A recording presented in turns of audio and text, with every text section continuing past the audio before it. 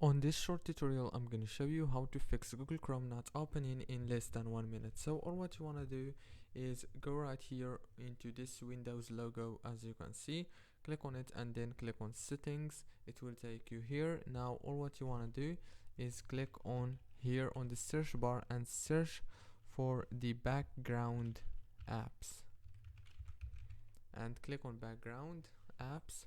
Now right here you will find all the apps that are working in your PC. All what you want to do is search for Google Chrome and make sure that it's working right here and turn it on.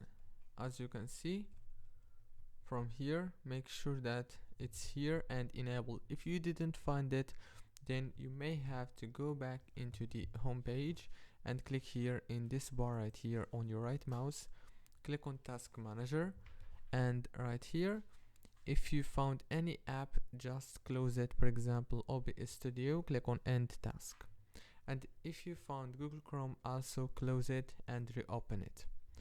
Don't forget to like, subscribe.